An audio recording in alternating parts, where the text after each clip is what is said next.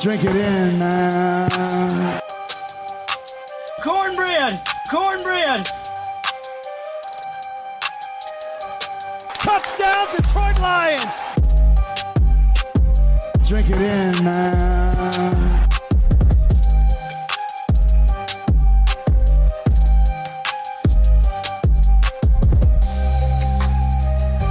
Cornbread! Cornbread! Touchdown, Detroit Lions! Drink it in, man.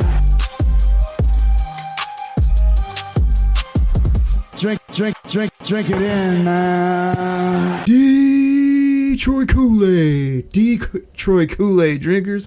What's going on, everybody? It's your boy Oakrey coming at you, as I always do, talking about those lines. Serving up that delicious Honolulu blue flavored Kool-Aid. Drink it in, man. Side of cornbread. Cornbread! Gotta make it a double. Cornbread! It's been a crazy day, a crazy week. I just got done watching my Detroit Pistons get a easy dub for Detroit in the LCA home win against Ohio, those bums from down there. And surprisingly enough, I mean, he's back. I think he's coming back next week, and then the mandatory 3 weeks off. He's here. He's ready to talk Lions. We did a great draft show. He's been around for hours of recording. He's a busy man. We all got things going, but we're here to talk ball. Chops, the one and only at Chops and the D, Jared Goff's favorite fan, or is it the other way around, is here. What's up, buddy? How you doing? Oakrey, another edition of the hashtag DKC for the people in the queue post-draft. You know, now we're hitting a little bit of that, I almost want to say like we're in a little bit of that lull, but bro, you blink and OTAs start later this month. Let's go.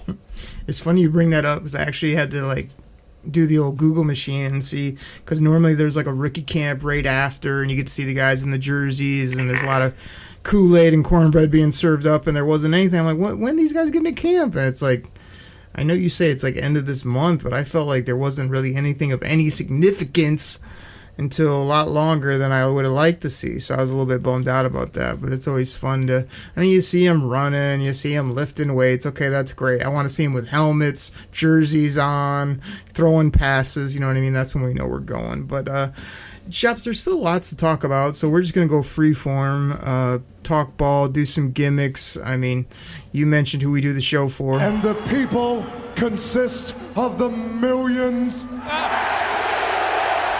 We do this for the people as well, so we can laugh, talk sports, and do our best to entertain. So, Chops, something that got me going this week is the old draft grades. The old, hey, this happened yesterday, yet I got to slap a letter grade on it. And you know what the letter grades usually come from, Chops? You want to know? Hey, I know that player. Hey, that's a fancy offensive guy. Give it an A+. Like, all this boola. So, for me, it's just, the Lions clocking in at B minus, B plus, whatever. C for some people, A+ for some people. It's like, again, you don't want to be the guy who's like, I wait 3 years until all the facts are out there to kind of project forward. But come on, man, we don't need draft grades the day after just because they took a bunch of Mel Kiper's guys, you get an A+, and because they take guys you never heard of, they're down the draft board. Get out of here with that. But Oakrey, PFF says I got a B++ when I did my draft and got my guys. That's good, right? That's what they think, and but here's my counterpoint too. Is it just me, or me and you sitting here on our couch? We got our Google sheet. We're on the audio. We're watching the draft live. We're picking studs in every round. I'm pretty sure that if we really did a deep dive study, which we probably won't do, when you take obvious picks of good players in college at good programs that are good fits for your football team, it probably works out better than when you take some guy from Saskatchewan that's never played, or this guy that was, at the bottom of the roster and he's really tough though and he loves are you with me on that, or do you think that we don't know and these GMs who pick these guys that are way off the radar are just the smartest guys in the room? I mean, look, you go back in the history, you look at the sheets, you see who we picked, you see what they've become. I would say that, the old Chops and Oak GM board is elite, just like that guy who got a fifth year extension. I agree, man. I don't want to dumb down what these guys do, because you ever see these draft videos where it's like 50 people in the room, they're all got a laptop set up, they're all got high technology, they're calling around, they're doing the chops, making the phone calls, trying to wheel and deal. It's like, is it really that hard? Do they really have that many people on it? And part of me wants to laugh and say no. Could throw one of your gimmicks in if I could find it, but the other part of me is they probably are so detailed throughout the process, but come draft day when all the work's done, do you need Joe Smith over there and Michael McGillicuddy saying what's he doing on his computer? I mean, at that point, the work is done, and it's just come on, man, just make the pick. I mean, it's laughable at times. I wasn't sure if that was the gimmick you were going for, or if you were going for the nope, because what are those dudes doing? They're not sitting there making trade oh, hey, Brad, I think this guy might want to move up 6 spots, and according to my grade chart, we could go get this guy. And no, they're not doing that. They've already done all their due diligence on these players, and if they haven't, shame on them. They're making millions and millions of dollars to do this year after year after year, and I'm making minimal money to do this even better year after year after year. I mean, we kind of make millions from the pod, but don't tell the people. But also, the funny part is, could you imagine doing a fantasy draft and you had one guy just working the phones or just working the email for trades, and you had another guy that was working your big board, you had another jamoke that would go get you food whenever you wanted. It's we already dominate fantasy football. We're always making great picks, trades, all this stuff. Could you imagine if you had an NFL GM setup where you got all these Gatorade carriers doing all your work for you, and you're basically just sitting there in your suit making a couple calls, and then you take the same player that me and you take sitting here on the old recording. So I don't know. I mean, I wouldn't do good with some aspects, but some of the other aspects that we act as brain surgery. I can't believe it. I mean, it's the same people that we say and most fans say. It's take good football players. There you go. There's your strategy. Yeah, every once in a while you get a guy out there, he just thinks he's the smartest man in the room, and you gotta, typically those are the ones that end up screwing themselves over and not actually being the smartest people in the room. But hey, look, man, you want me to put on a suit? You want me to slam the table down like Brad always open for business on the draft Holmes is, or grab Sheila the Hamp and toss her up in the air like Dan freaking Campbell does when they make the best pick of the draft? Hey, I can do any of that. I got I'm rocking right now the all black Lions dry fit long sleeve Lions logo, official NFL logo on the other side, Nike sleeve, just like Dan freaking Campbell does. So hey, you know what? Get me in there, coach. Chops, real quick sidebar. Tell the people why you hate the Pistons so much and why you have to stick to your guns of hashtag choppy hockey and Detroit Koolaid except basketball because I don't like it. I decided years ago. You are missing out. Chops, I might be more fired up for this Pistons run than I have been on regular season Lions football or that debacle against the Washington Commanders or even when we made that deep run. There's something about 7-game series hoops or hockey that is absolutely electric. You have to buy in. No one cares. I have a couple of these friends like you who are just I don't like basketball, they call too many fouls, oh, they don't try hard, they make too much money, blah, blah, blah, blah. It's you obviously haven't watched the Detroit Pistons. They are grimy. They are fun to watch. They have a star. They have guys with great nicknames. They will fight you if you look at them wrong. They play defense. I mean, explain yourself, Chops, because this stubbornness of you to never want to go to a game, never want to whoop up our team, it's like me with the sport we shall not speak of, but it's a terrible take by you because Detroit basketball, Detroit hoops. Hold on, let me do it better. Detroit basketball is rolling. You need to jump on the train. Isn't that what you do? No, that is not what I do. And I could give. Hold on, where's Charles? That's terrible. 0 F's given about the National Basketball Association. I do not like the NBA. I do not care. Look, go Pistons, right? I'm a hometown fan, rooting for them. Will I turn on a game? Bruh. Nope. Do I care? Whatever. Like, it's the most boring sport. It's the rules change every other game. It depends on who the ref is. They got scandals. They got guys betting on themselves on the over-unders. All this ridiculousness. They got what you would call, this guy's swaggy, or he's a total jabron. I don't know, man. It's the worst. It's the worst sport. I love basketball in its purity. You want to talk about college basketball? Great. NBA? Joke. Chops, you know what that is by you? You want to know? Sure. It's a bad decision. Period, point blank. It was one of the dumbest decisions I ever made.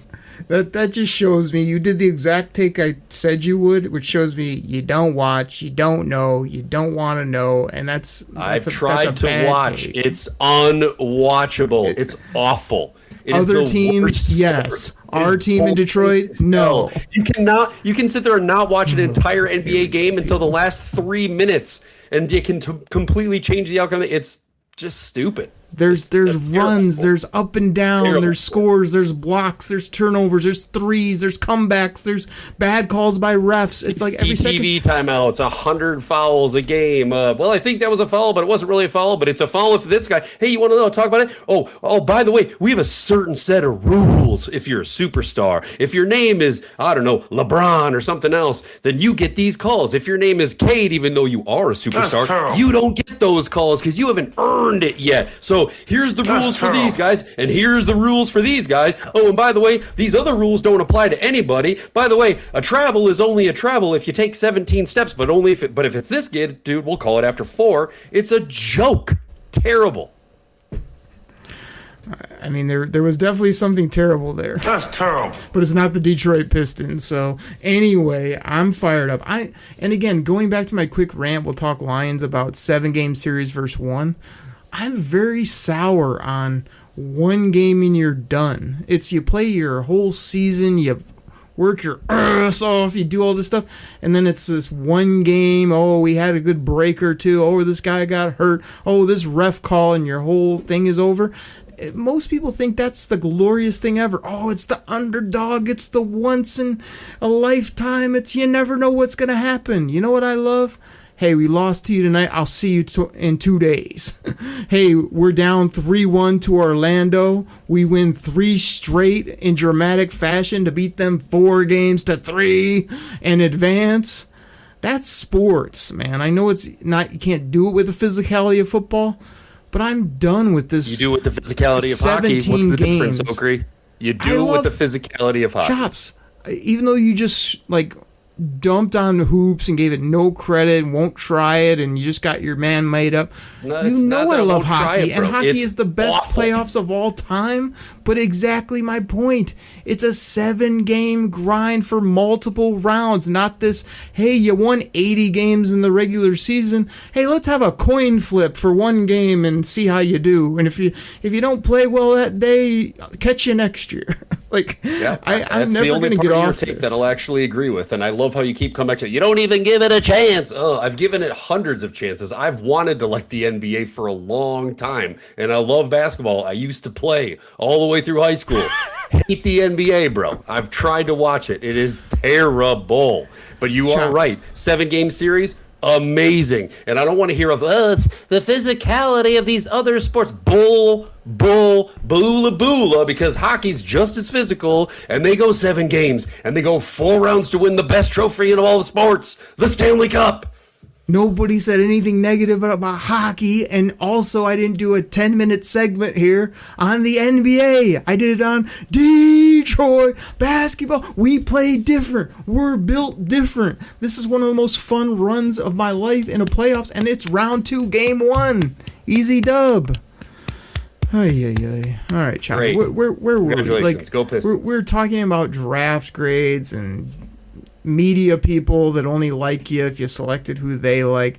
Me and you fall into this trap where we get hooked on certain people and, we don't know, 300 names in a draft. We know like 75 really well, and that obviously gets you through an NFL draft. It gets some glorious Lions picks. We get some great fantasy rookie drafts.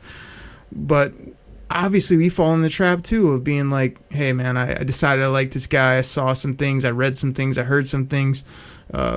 He's my guy, and it's hard to get off that. But I mean, how do you think the division did? I mean, we're not going to go pick by pick, but do you think the Lions had the best in the division, combo mealed with their free agency? Like, are you fired up? Because the more I think about it, I'm mostly fired up about the fits, like I talked about last week. These guys fit the team, and they fit the culture, and they're good football players. So those three combos makes me feel like we had a heck of a draft from a culture and team standpoint. I already know these guys can play some ball, so I feel good about it. But where are you at with the team heading into OTAs, as well as against the Chatterheads, the Mozzarella Sticks, the Vikings, and then we got Kaka. Yeah, I think that you threw a lot out at me there, but look, I think I liked some of the picks that the teams made. I definitely love Thieneman going. I hate where he went to, but I love that player. You and I talked about it. I think you deemed him, yo boy, Dylan Thieneman. And of course, he has to go to, Benedict in Chicago, but whatever. Look, I think, looking at Green Bay, I think you were a big fan. And I think we both like Brandon Sisson at this nice corner there. And then Chris McClellan, the tackle out of Missouri, a good player. Or I'm sorry, Danny Dennis Sutton, your boy from Penn State. I'll go into a division rival with the Chatterheads. And then Minnesota picking up Caleb Banks. I think some people are deeming that the steal of the draft. Jake Galladay was a linebacker that we talked about. So I like some of these picks. Dominic Orange, another DT from Iowa State that went to Minnesota. So I think the division got better, but the best part about that is it doesn't matter because we still own the division. We get the easiest schedule in the NFL. I've got zero qualms about taking all three of those teams to Pound Town for 6 divisional easy dubs this year for the Lions. You gave some good names there. It is weird how like the NFC North, they always seem to get a few of like my guys or your guys. You know what I mean? It's always like, gosh, now I both can't root for them, and you don't want them to be good, but you did enough homework where they're pretty good, and you just didn't want them to go to one of those 3 other teams. You also mentioned Mr. Orange. Do you know his nickname, Chops? Do you know? I've seen a couple of them swirling out there, but what's the latest? It's Big Citrus. Oh, God. Which is funny in so many ways because it is a decently good nickname, but it goes back to the old Shaq principle, which you just put big in front of whatever, and then sort of it's a nickname. Big cactus, big refrigerator, big boss, you know what I mean? Like, it just goes down the line with that. So they got him. Hey, Chops, real quick, this is not going to be an Oakry tirade, but going back to my Pistons, you want to hear some nicknames on this Piston team? You want to hear this? No, I don't. I don't, but I don't know the matter. Uncle T, also called Unc. How about Beef Stew? What about Dennis Jenkins, a.k.a. Dennis the Manis? What about the motorcade? Then you've got, I almost got to pull this up because they got a guy on the bench that's called Hustle Man. they got the big fella, the DAWG, which they stole from this show. They've got, I'm missing one. They got Duncan Robinson, so I love when it's Unk to Dunk. That's just classic. I mean, I could just keep going, but they have so many good nicknames, so many good personalities. Do they have anybody on the team that goes by Vanilla Smooth? They don't. I did throw that on the Twitterverse. There was a picture. Hang on. Do they have somebody that goes by Rodrigo? No, anything? But I mean, how on earth Rodrigo. Are they going to top? Come on, man. No, they also don't have a multidimensional, positionless. People, wait for it. elite weapon. And that is Jameer Gibbs. No, they don't have they some of those certainly people. don't have a Tate rat either, I'm sure. They're also missing a Sammy Biscuits for all the Laporta supporters. I mean, do we need to keep going? I mean, there's so many. Okri. Do they have somebody that goes by AKA? No, and last time I checked, they also don't have a DJ. Go DJ, that's my DJ. Go DJ, yeah. Which we draft one or sign one every year. They don't have that either.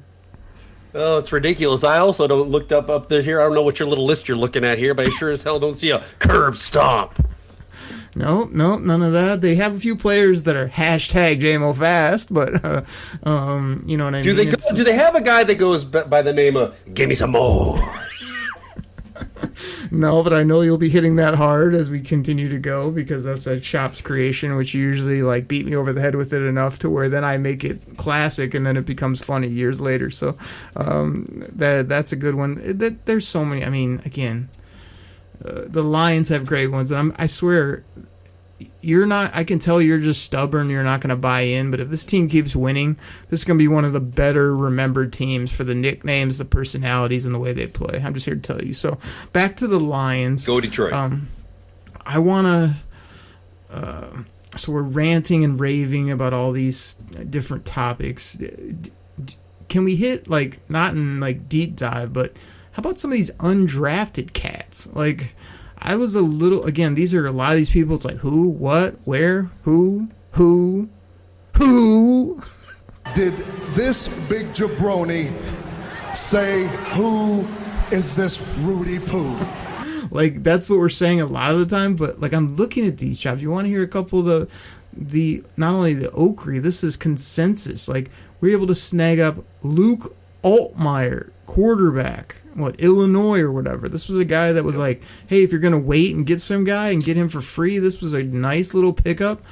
And then they got like a couple of defensive ends with a little bit of juice, a couple tight ends. One I heard that like looks and acts and seems like Dan freaking Campbell.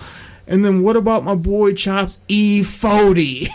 That's Eric Hunter from Oregon State, linebacker, 102 tackles, 14 TFLs, physical beast. Gave him a bunch of dough to get him here. I wouldn't be surprised if he's, coming up, rising up that depth chart and making plays for this team. And again, put him on the nickname list, E40, get him in the jersey, like, let's go.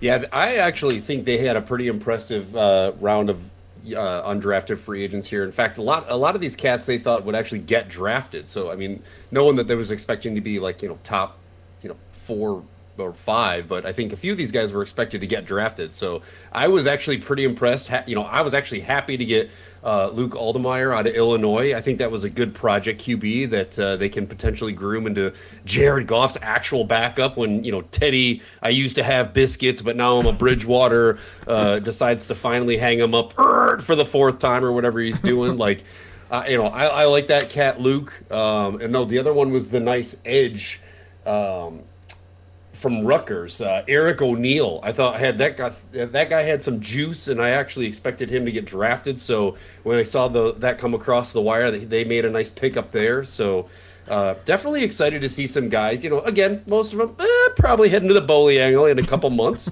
once OTA start, and they got to get the rosters trimmed down. But always happy to see the Lions pick up. I think they said 9 guys to battle it out, and who knows, maybe you get a little diamond in the rough.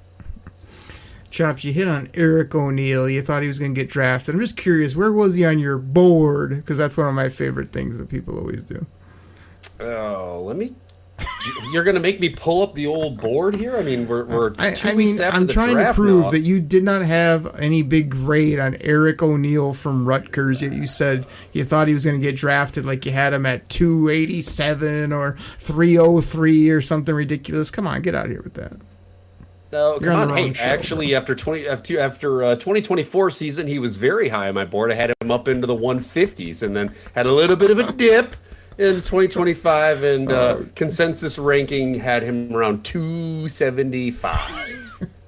Okay, I'm glad you did a deep dive. What I heard, the rumor innuendo, was that the guy to look out for is Anthony Lucas, defensive end, is what I heard, had the most upside, as well as some high-end ability as an edge-type player, which God knows we need some of those. Would Oakley have been the GM, I would have double-dipped. We'd have multiple bodies. That way we can push, Wanham down the old depth chart there and actually make some plays. But I think they just kind of filled holes. They get these guys that are tough, gritty, whatever. Add like interior linemen, corners, edges. Like I said, these tight ends. I'm pulling this one guy up here.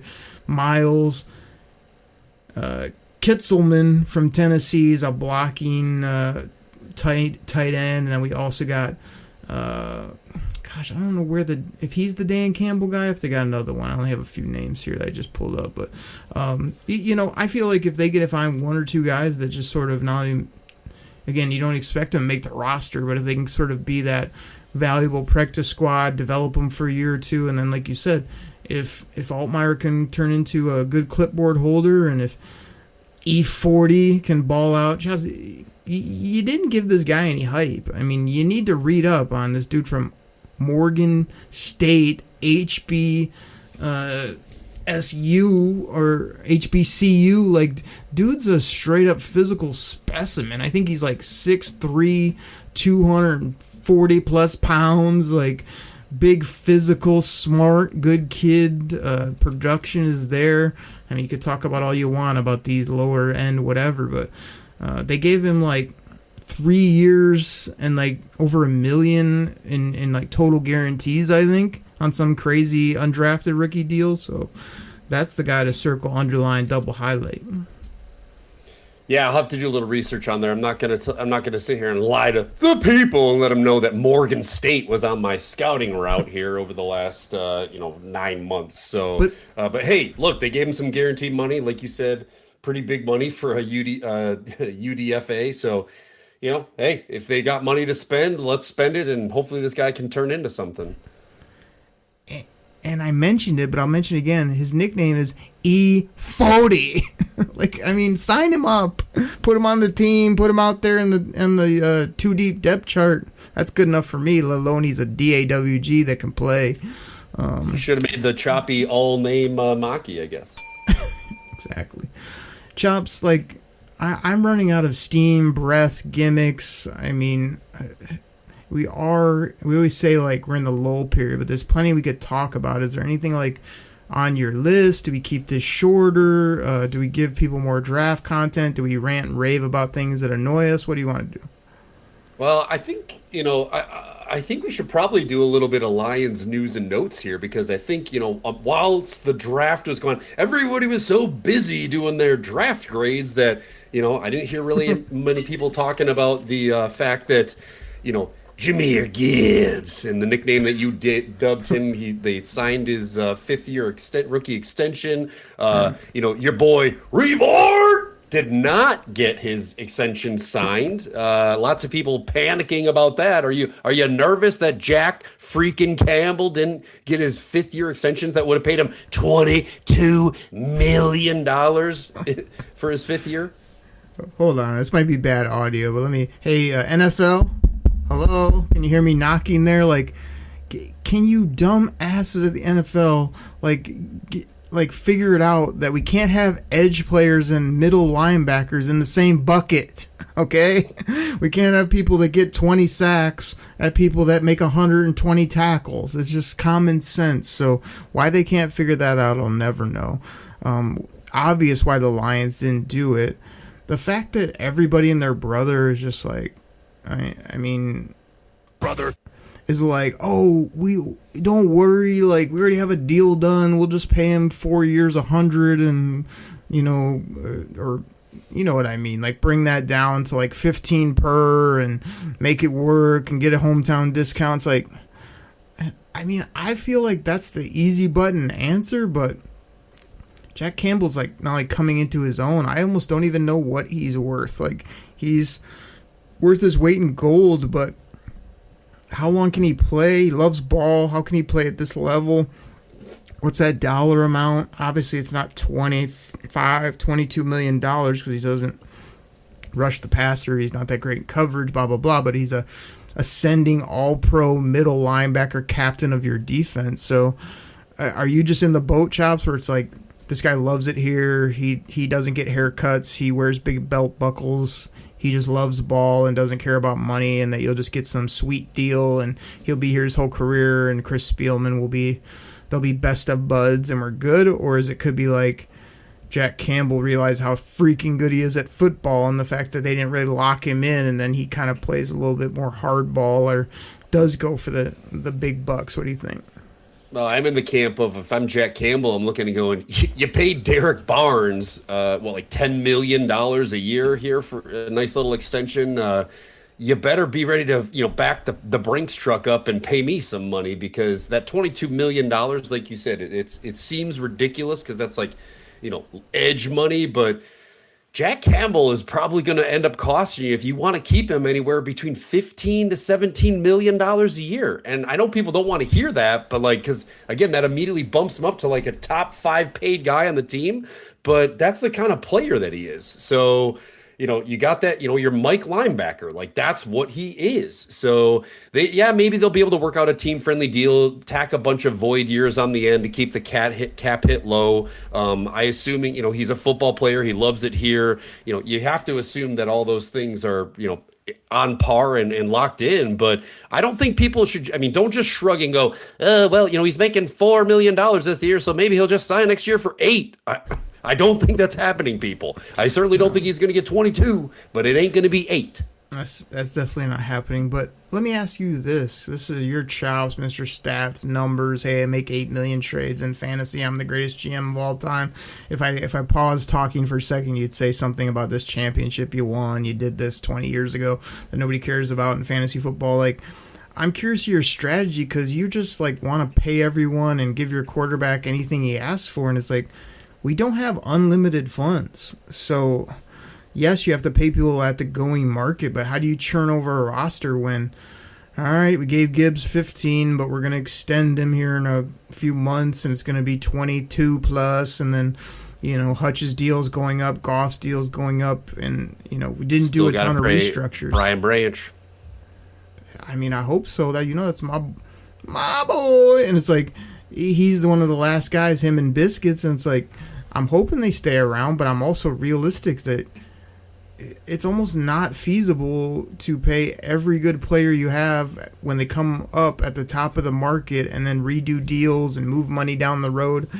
It just doesn't work like that year after year after year. You can do it for a certain amount of time, and then it usually bites you, or you have to do what the Lions have been willing to do, which is actually move on from a player or two, because it's just too expensive, or you can fill it another way. How many times you hear me barking about man, we can go get DTs or interior linemen another way. We don't have to pay a guy top end, or we don't have to spend a first round pick on these guys. Brad Holmes is going to have to show he can do that, instead of just you're a good player, we love you, we drafted you. What's the highest guy make? All right, tack 20% on and let's go, 4. He only goes 3 to 5 years. But still. Yeah, look, he's going to have to make some tough decisions. Obviously, we know you extended Hutch, you extended JMO, you extended Kerbo. The next group of bodies there, the next draft class, we know what we did with Gibbs. We signed him that year, but you've done nothing with Jack Campbell. You got Sammy Biscuits, and you got my boy, Brian Branch, still waiting in the wings to get paid. My boy. So, but again, the cap goes up $12 to $20 million every year. So yes, I know people, the contracts shift and they adjust, but it is notoriously known around the league that it's funny money that the $1 million man, Brad Holmes, knows how to mess with. And as long as we keep winning and drafting studs, it works out. Thank you. I was waiting for I was waiting for funny money, which you hit perfectly, which is tremendous. And then to throw to the $1 million man, which we're getting a lot of good wrestling drops in here on this show. It's kind of what we do. But the fact that you talked over it the whole time and didn't let me get it in was a little bit frustrating. But it is what it is. You did half your job, Chops. So I appreciate that. I think I really think this team, I don't know how they're going to do it, because you're going to have to manipulate and move and get rid of, which they got rid of aging vets. As much as me and you talked about it, I mean, we've been on board of like, yeah, retool, get younger, get faster, get more picks, and then they seem very reticent to just, I mean, I heard reports recently, it was like, oh no, they're going to get something done with Brian Branch, just want to make sure he's back from the injury, which I'm sure he will be, and Biscuits loves it here, and Laporta's married now, and it's a tight end, so even when they pay him, it's really not that much money, so I'm almost in this mode of that they're going to just keep all their guys and then figure the rest out somehow. Which comes down to draft picks and late draft picks, and I don't know, maybe not trading up all the time and giving up extra picks, but I'm pretty confident that they're going to do almost anything they have to do to keep all these guys here. But I think the prudent thing to do would be sort of pick out a guy or two, and before it's too late, like sort of figure out how to flip them for nice assets, or say, man, we love you. You've busted your tail here. We love to keep you. We just can't do it. And then move on and then replace that guy with another stud in the 3rd round, or find the gem in the 4th round, or trade up in round 2 and get a guy that's just as good but costs about 1/10 of the amount and can be your next whoever that you got rid of. You know what I mean? Yeah, the other thing that kind of tells me that they plan to keep Jack Campbell around and he's on the list to get paid is that Jimmy Rolder was the first linebacker that was drafted by the Lions since they've drafted Jack Campbell. So, it's not like they're like, well, we'll take a project linebacker every year. No, they aren't doing that. So, that should be a little bit telling. The other thing is Brian Branch at that safety position. We brought in some 1-year deal free agent bargain bin guys. I happen to like some of them, but we also haven't drafted a safety, in quite a while, other than what was our Dan Jackson, I think last year in the 7th round. But if those are positions that you're looking to retool on the fly, unless next year you're going linebacker, safety, I think you probably have to address that need. Well, hold on, I want to follow up with something. So one thing I heard, you picked the linebacker out of Pittsburgh who a lot of people loved, but again, it kind of comes down to fit, system, a lot of the stuff that we let's be honest, we really don't know. You can assume what the Lions want to do or what they run, but we're not dialing up the X's and O's. So what do you think about them getting a Rolder type and Jack Campbell and a big body in Barnes and having these guys like Rodrigo? That's the live version. I gave you the sound drop earlier, but I'll do it again. Rodrigo! These are all tough, in your face. A couple of them are bigger, smash mouth. A couple are, Rodrigo, and some of the backups might be a little bit smaller or whatever. But I feel like Rolder is almost another Jack Campbell type. And I'm starting to feel like I want to see if that's going to work, because my approach to linebackers is much more have one big beast in the middle, a couple guys on the outside that can either cover or get after the quarterback. And then some good backups, a thumper or two, and then they can play special teams, all that. But I'm a little curious if it's going to be great for the Lions that they got another no-nonsense thumping big body linebacker, or if they're missing the boat on the new game, which is you got to have coverage guys, you got to be able to blitz them off edges, and these guys are just really tackling machines and kind of meat and potatoes linebackers, if you ask me. And that's not a knock on them. That's saying that they're old school almost. Yeah, well, I mean, don't forget we got Damon Clark in the mix too. I think a lot of people kind of overlooked that signing. Some people really loved it. You and I talked about it as a big like for us. But I also think that the Lions, you got to think about your defensive scheme and how they fit, right? They're expecting the front four to get a lot of pressure this year. They're expecting AKA to jump back in the mix and actually be able to press up the middle. They got Tyleek in the mix there too with Levi. Of course, we know what Hutch is. He's going to be unleashed. And now that you got Wanham and Derek Moore on the other side, I fully expect that this defensive scheme is going to be all about getting to the quarterback, which then allows your linebacking core to back off just a little bit and stuff the middle of the field. So, and if your guys on the back end can cover half of a coffee table, if the quarterback does happen to get away from the interior and the exterior pressure, he's probably going to be making some bad decisions. Period. Point blank. Bad decisions. And you got your ball hawks out there that are going to make him pay. So it's great you say that, but do you know something I don't know? Because that's kind of the exact opposite of what the Lions have done year after year, where they're just like getting big body, hold the point, block up the front, let the linebackers run free and try to make plays. We haven't had an attacking D-line other than Aiden Hutchinson Unleash on this team in forever, and I expect a nice bounce back from a.k.a. Honey Bun, a.k.a. Twinkle Toes, a.k.a. And can we please get some production from Tyleek Williams, who had a terrible choice of colleges? Hey, listen, Ohio State sucks. Ohio State is vanquished. Kind of gave you the remix there. Yes, I have higher expectations for that, but everything you said about attacking, getting after the quarterback is like things we haven't done, we don't do.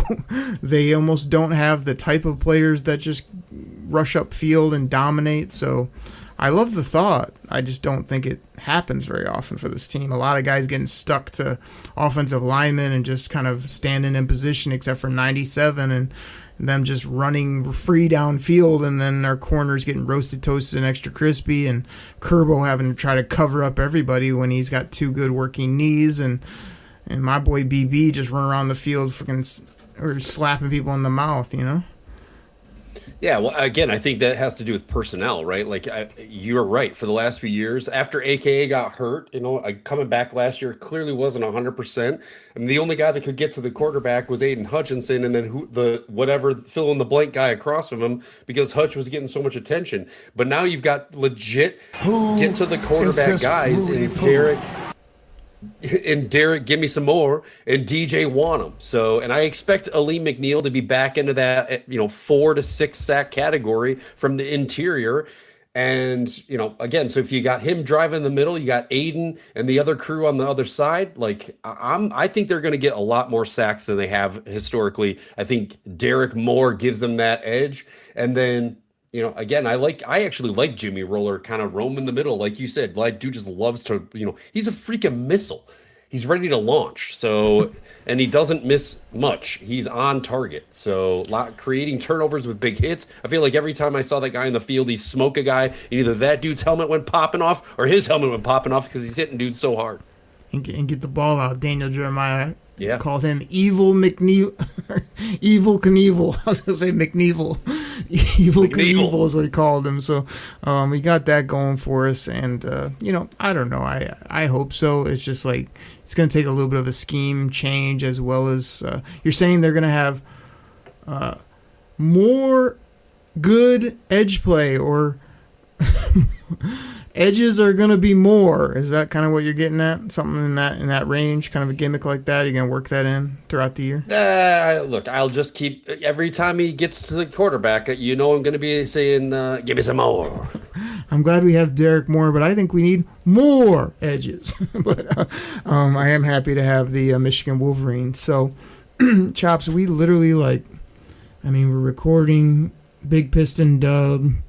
You know what we do. We hit the red button, see what happens. We're at about 45 plus minutes like we normally do. You got any other hot topics? You want to talk about JMO freaking suing college football? Do you want to talk about... I got one. DJ Reader is a giant. Woo! What do you say about stuff like that? Something like this? Whoop-de-doo! That was a double dip. Hold on, we'll let the people decide which one's better. Hold on. Let me clear my throat. Whoop-de-doo, Basil! There you go. I think it's more like, whoop-de-doo, Basil! Should we have a breaking news off too, or no? Is it too late? Oh, probably gosh, too late. no. But you can't steal the breaking news, because everybody knows. I'm not stealing. that I'm enhancing it. I find these things that are just regular that you say that are kooky, that you probably do with your wonderful family or at hockey games or whatever else you do in life. But I just see them as gems, and then I crank them up a little bit or make them funny, and then they become infamous. Gotcha. So you wait for somebody to drop a great soundbite, and then you work Right. the magic in the background. So, when the Chops goes, hey, Okri, breaking news! The Lions are the only team in the NFL to not have a rookie minicamp, so we don't get to see our studs on the field. you then take that and clip it and send it out to the people and make it go international? Right. Well, you yell to the sky or move away from your microphone, and then I turn it into more of a song. Breaking news! Like, it has a little more pizzazz, almost like Broadway, if you ask me. And I'm not a singer or dancer, nothing, but I feel like I kind of nailed the, put a little extra something on the breaking news. But we both have our styles. Again, there's the 3 styles of Amon-Ra. You know, you got yours, which is... the breathy, the original. You got Stash from the ATL. I'm on Ra. And you got the majestic Oakley version. I'm on Ra. Like, I mean, everybody has their own style. I mean, we're working on gimmicks here. They kind of just happen, and then we work them, and then they become something. You know, it's kind of the show. It's basically the show. It's a show about nothing with gimmicks and talking football between 2 friends and random guests. Is kind of what we do here. Oakley, that's what we do. We entertain the people. We got the drops. I think, you also, earlier in the show, you didn't really I think this is one of those ones where you go on a rant, you ask me like 5 questions, and then I have to like remember the first one, get to the second one, maybe talk about the third one, but by the time I really did get to it. But anyway, I think you kind of tease the people with a little bit of dollars make sense teaser that we should be dropping here, because we usually like to do that right around that May-June time to talk about money. You already dropped the $1 Million Man drop like we do, but I think you let a little segue there with like how are we going to handle all these positions, these extensions, these woulda, coulda, shoulda. How's the money going to fall? What's Brad going to do? Is he going to slap those meat hooks together and say, back up the Brinks truck, or is he going to go, not today. I can get a cheaper option in the 5th round. Let's go. I mean, I feel like you're always pushing for dollars makes sense, Chop. It's probably because it's about numbers and stats and accounting or whatever you're into over there. And, like, the people love it. I love it. But we literally just finished the draft last week, so I feel like we got about 4 more weeks of draft shows, more roster talk, more this, more that. And then, like, that's 4 weeks or so before camp, like... before it really gets ramped up and the rumor innuendos are flying, we get a little dollars make sense. I mean, I think that's kind of what we do. It might be a little early. I mean, you want to dive into it here soon? Pretty soon here. We'll get into it. Like I said, I think you brought it up. It's a little teaser. I didn't say it was something we're going to do tomorrow for the people, but it's on the horizon, people. You got something to look forward to. We got... we have so many classic shows that we go in here. You got the Dollars Make Sense. You've got the In the Year 3000 that we like to hit every once in a while, too. We haven't talked that in a while. Like, so much good content. In the year 3000. I'm actually, like, this whole time, Chops, as I'm talking, delaying, I'm trying to find the... We've been all wrestling pretty much for this show, so I'm like trying to find the Shane McMahon or some more money music, but all I can really find is this. Shout out Benny Blade, speaking of money and this, that, and the other dollars that made sense back in the day. Go into the pay window? Pay window, exactly. More money. Made a lot of sense to Benny when he played. Hope he's doing well and hanging in there. Gosh, I cannot find all them. I have like 8 money drops, and all of them are escaping me right now. So we'll get to it. We'll plan it. We'll have lots of funny drops for the people. We'll talk about the contracts. We'll talk about who needs to head to the bowling alley, who we keeping, who we paying. It'll be very curious to see if they do extend Gibbs, or if they take care of Campbell, or if they just sort of let these play out, kind of let the salary cap settle down here in the next year or so. And then, if you can play it out a year, you kind of get that extra boost, where other guys come off the thing, you get rid of, we got rid of a few dead weight type players this year that freed up some things moving forward. So I feel better, but I just feel like it's still going to be a little bit of a gymnastics to make it all work. But I think we have a hell of a football team heading into this year. And like I said, I want to keep talking about this draft class because I'm really excited about it. UDFAs will be fun to kind of keep an eye on, and then once the vets get in there too, man, it's going to be fun to see the guys running around. Jared Goff throwing wobbly spirals, J-Mo doing his thing, people balling out. Can't wait. I can tell that you're super excited to see Larry Borum on the field there battling in the tackle position, or are you a little bit more excited for my boy Blake Miller time to see that switching from that Clemson orange over to the Honolulu blue. Let's go. Can't wait to see Blake Miller in the Lions uniform. Official, not the mock-up, not the other stuff. And again, another dude we keep sleeping on here. It's gonna be Cade Mays. All right, don't have a drop for that, but if I would, I'd play it, and we'd probably get a copyright and get thrown off the air, but we'd do it anyway, because whatever.